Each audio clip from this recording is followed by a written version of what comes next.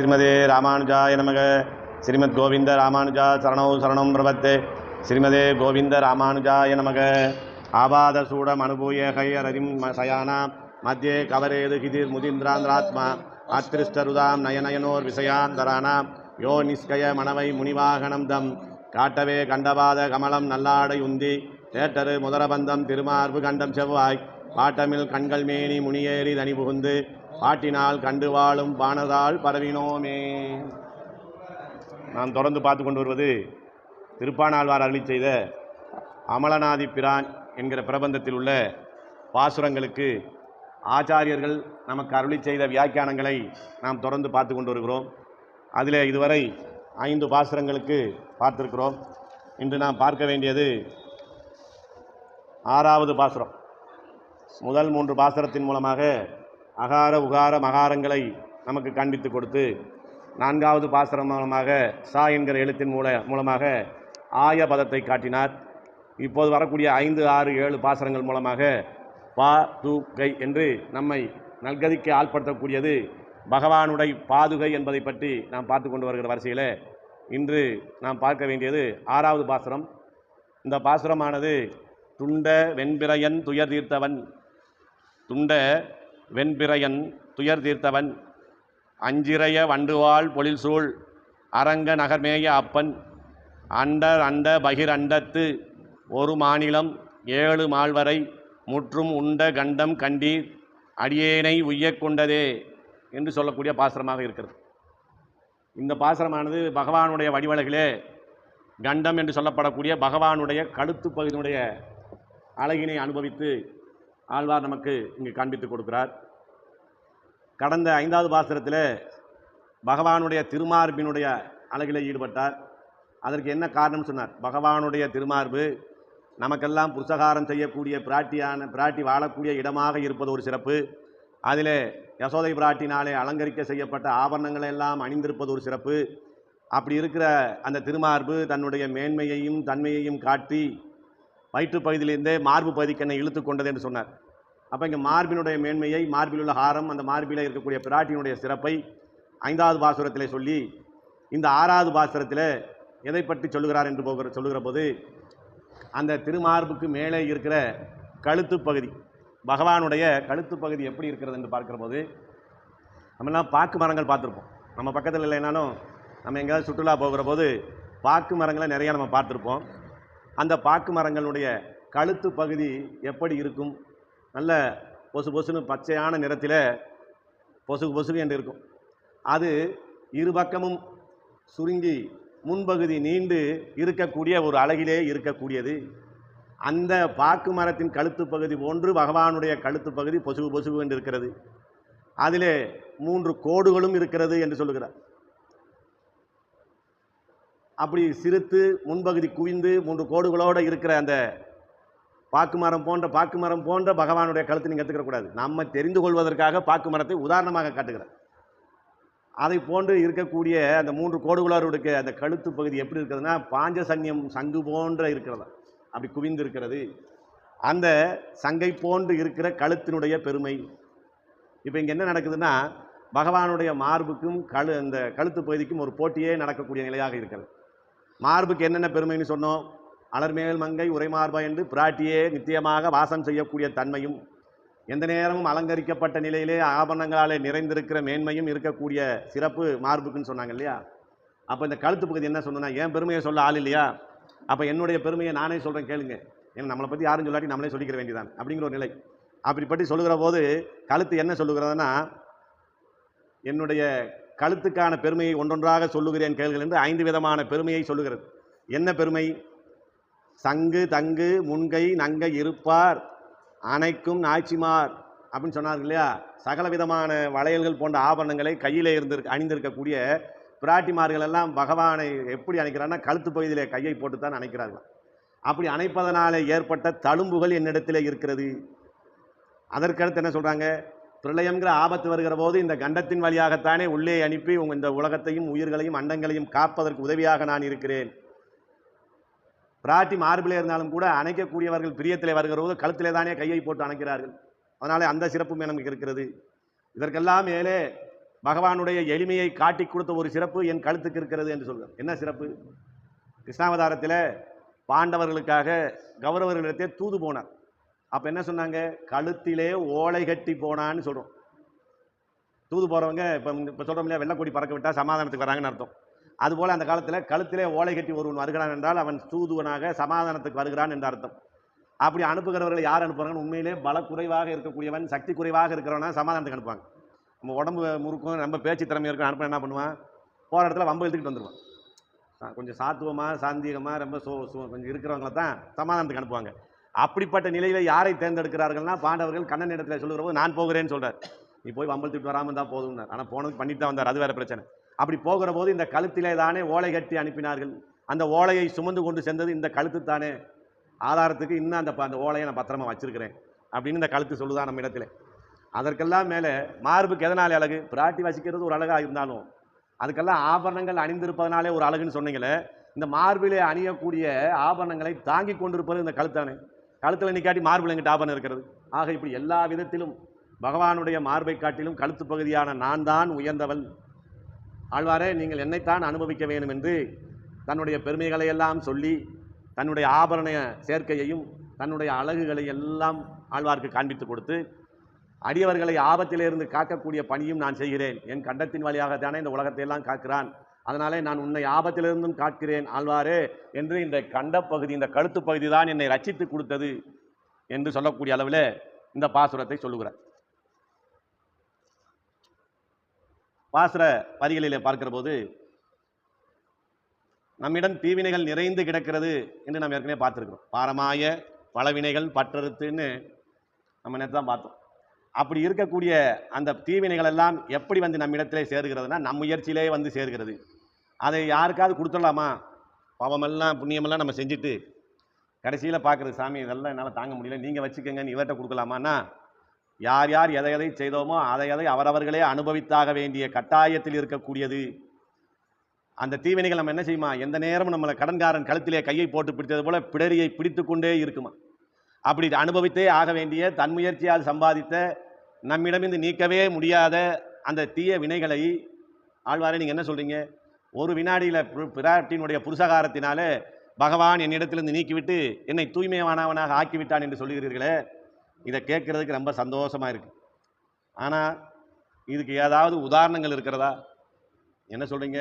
காலமோ அனாதி, ஆத்மாவோ அனாதி, இதனிடம் இருக்கக்கூடிய தீவினைகளோ அனாதின்னு எப்போ ஆரம்பிச்சிச்சு எப்போ முடிஞ்சிச்சேன்னு தெரியாத விஷயங்கள் எல்லாம் ஒரு வினாடியில் பிராட்டி சொன்னான்னு சொல்கிறீங்களே, இது உண்மையாகுமா என்று கேட்க அவர் சொல்லுகிறார், வேற யாரையும் உதாரணமாக எடுத்துக்கிறாங்க. அஞ்ஞானத்துக்கெல்லாம் ஒரு இருப்பிடம் என்றால் திருப்பானாழ்வானாகிய நான் தான் ஒரு அஞ்ஞானத்துக்கான அடையாளம். அப்படிப்பட்ட என்னிடத்தில் இருக்கக்கூடிய கடிய வினைகளை நீக்கினான், அது உண்மை. உங்களுக்கு புரிய வேணும்னா ஒரு உதாரணம் சொல்கிறேன்.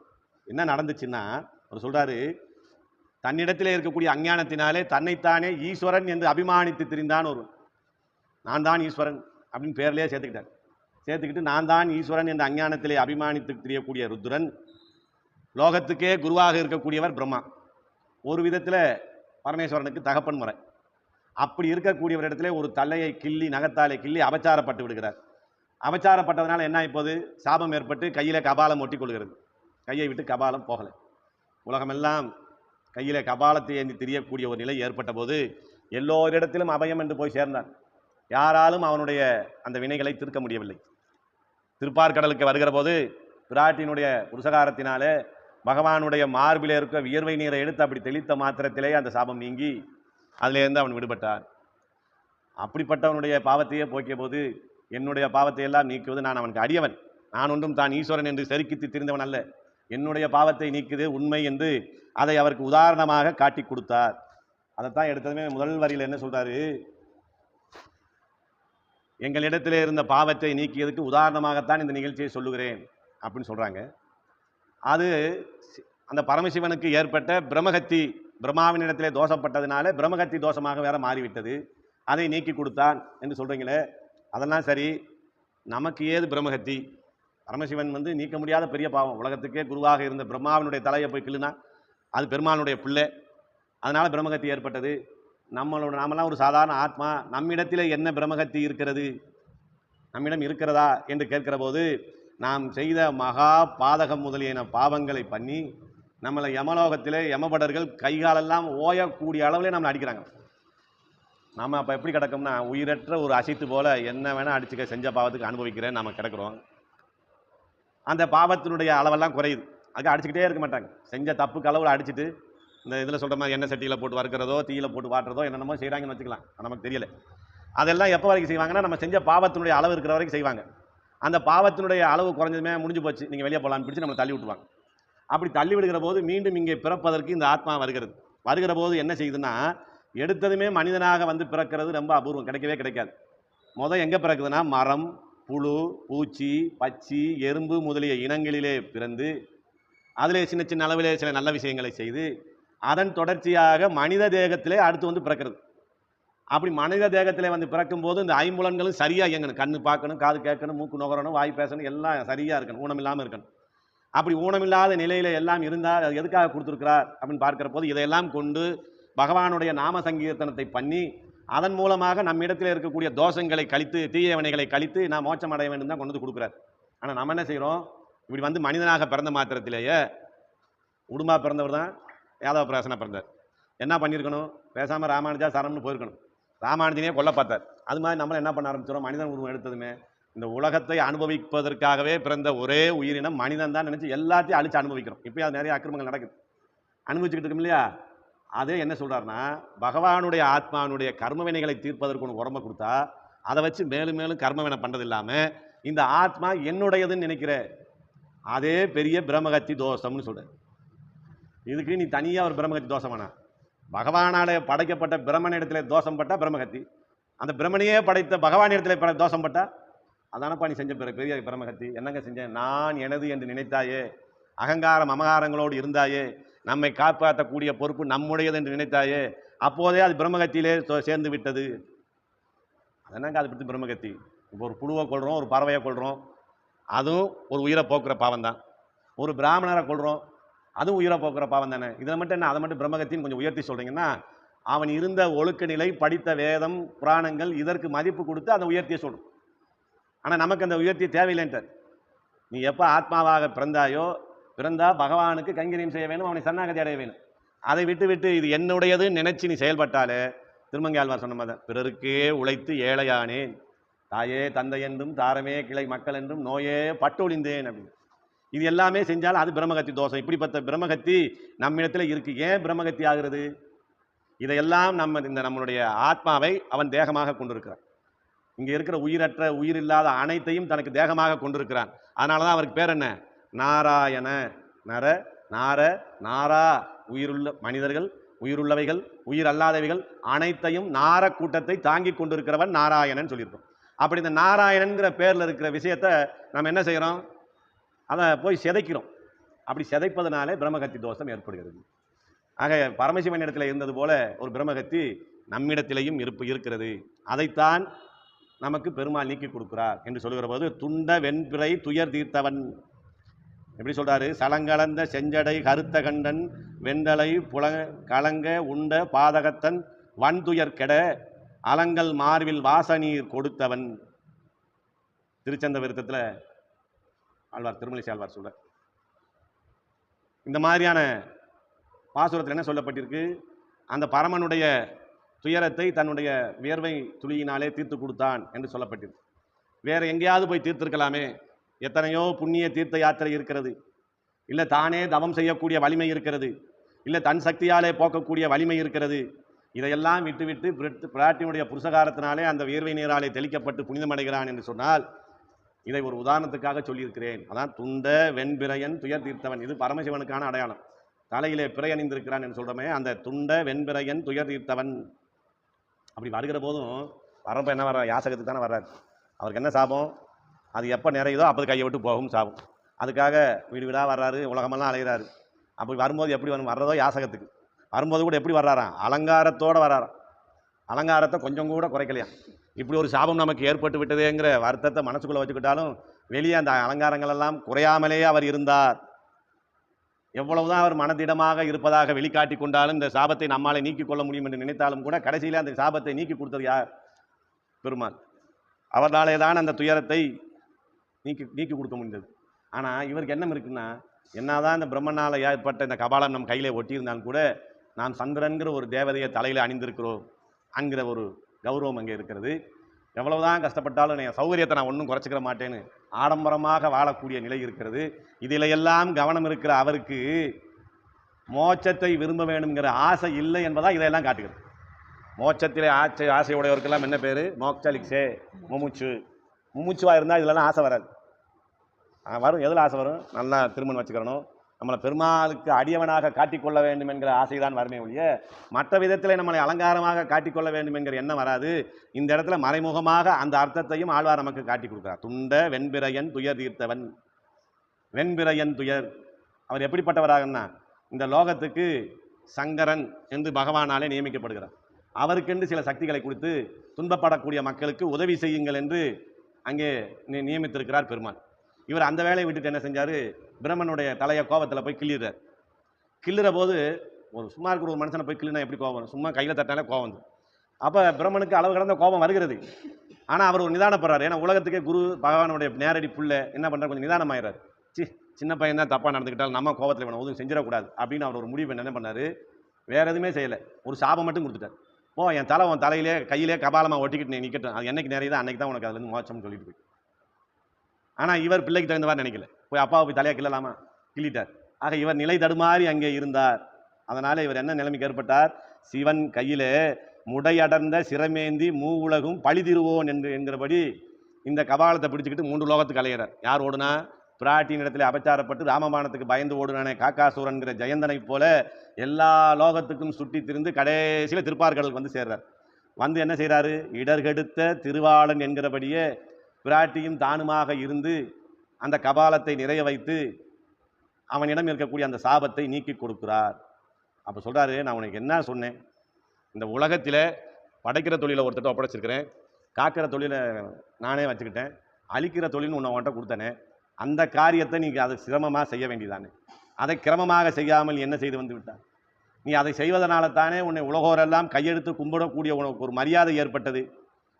உலகுக்கு வழிகாட்டியாக இரு, முன்னுதாரணமாக இரு என்று சொல்லித்தானே நான் உன்னை நியமித்தேன். ஆனால் நீ இதிலெல்லாம் இருக்கும்போது நிறைய பேர் உன்னை கும்பிட்டதே உனக்கு என்ன வந்துவிட்டது? ஒரு சிறு தலைக்கணம் ஏற்பட்டு விட்டது. அதன் விளைவாக நான் என்ற அகங்காரம் ஏற்பட்டு நீ இந்த நிலையிலே வந்து நிற்கிறாய்.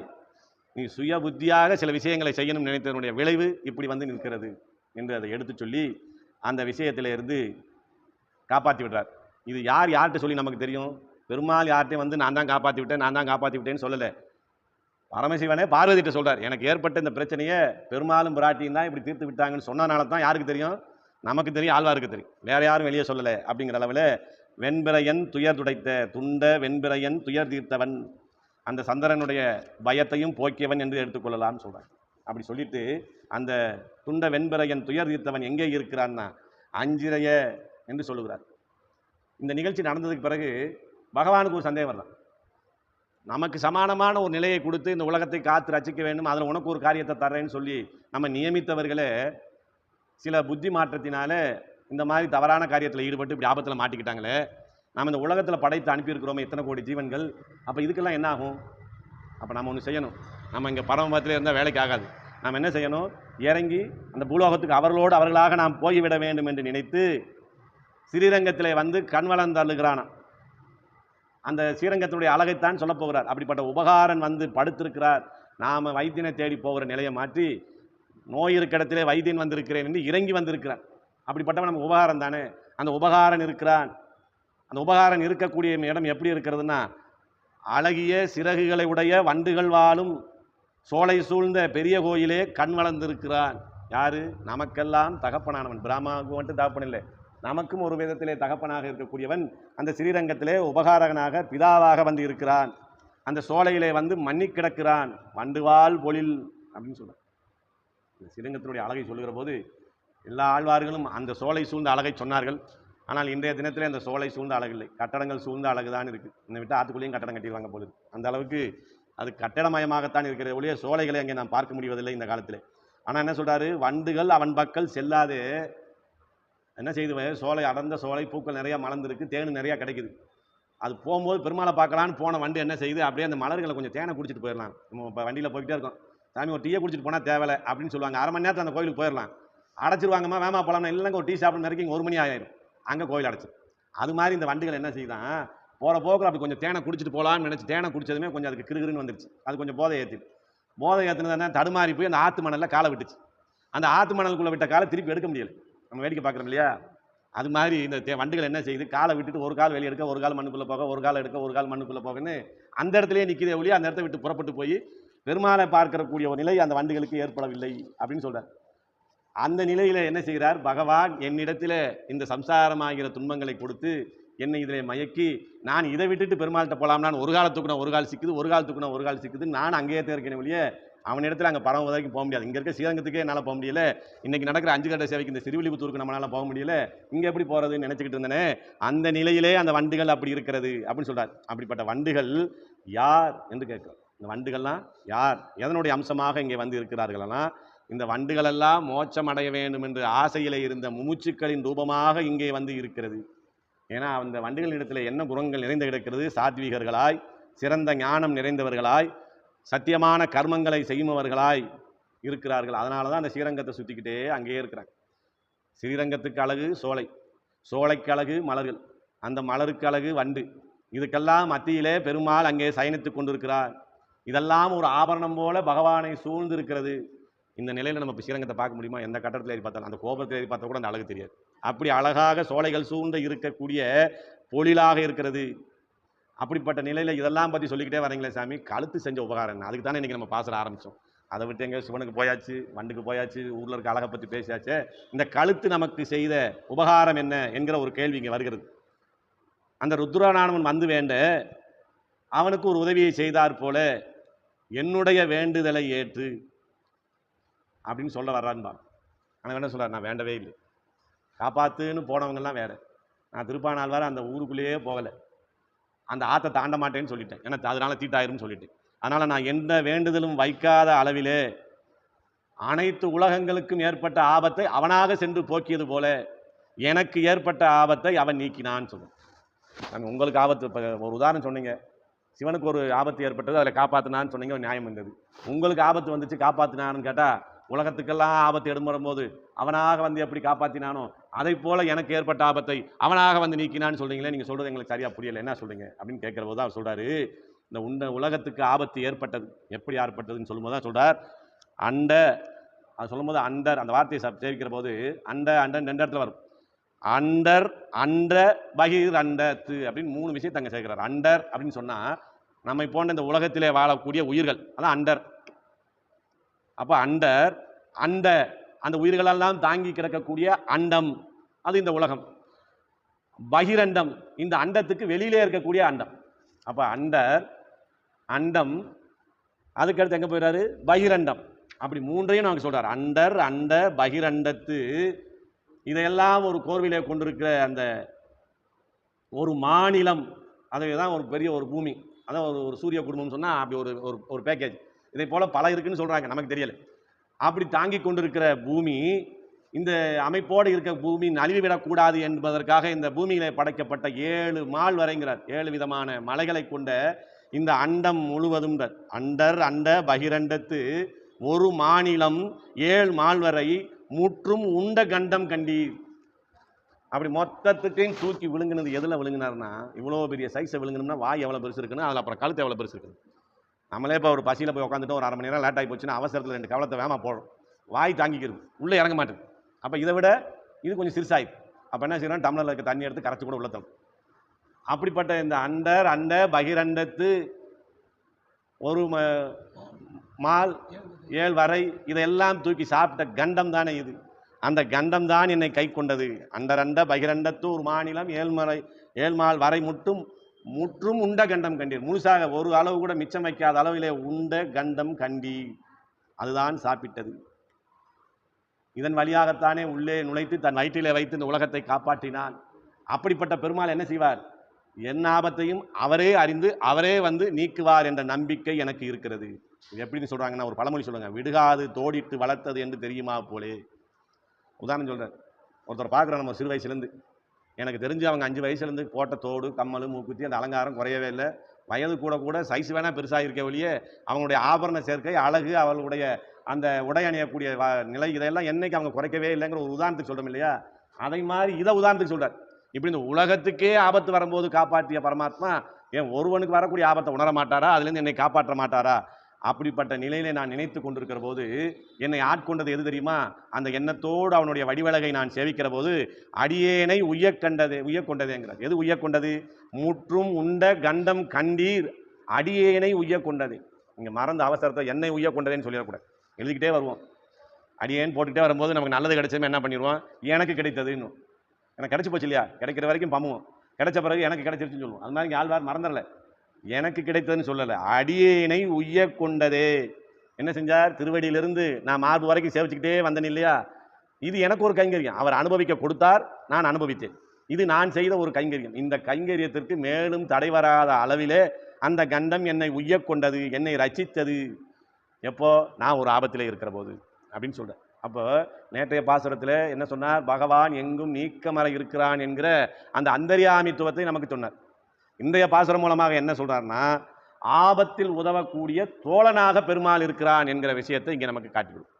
நமக்கு உற்ற நண்பனாக இருக்கக்கூடிய பெருமாள் யாரு? 108 திவ்ய தேசத்திலையும் ஆப்தன், வழித்துணை பெருமாள் என்ற பெயரோடு இருக்கக்கூடிய பெருமாள் யாரு? நம்ம ஊருக்கு ரொம்ப பக்கத்திலேயே இருக்கிறார், காளமேக பெருமாள். திருமோகூரில் இருக்க காளமேக பெருமாள். அந்த நிலையிலே நின்று இந்த பெருமாளை அனுபவிக்கிறார். இந்த கண்டம், அந்த கண்டத்தை உடைய பெருமாள் எனக்கு ஆபத்திலே வந்து ரட்சிக்கக்கூடிய பெருமாளாக இருக்கிறார். உலகத்துக்கே ஆபத்து ஏற்பட்ட போது காப்பாற்றின அந்த பெருமாள் என் ஒருவனை காப்பாற்றுவது ஒரு பெரிய விஷயம் இல்லை, அதனால நிச்சயமாக என்னை ரட்சிப்பார் என்று இந்த 6வது பாசுரம் மூலமாக ஆழ்வார் நமக்கு தெரிவித்திருக்கிறார். அந்த பாசுரமானது துண்ட வெண்பிறையன் துயர் தீர்த்தவன் அஞ்சிறைய வண்டுவாள் பொழில் சூழ் அரங்க நகர்மேய அப்பன். ஏன்னா ரெண்டையும் சொல்லிடுறார்.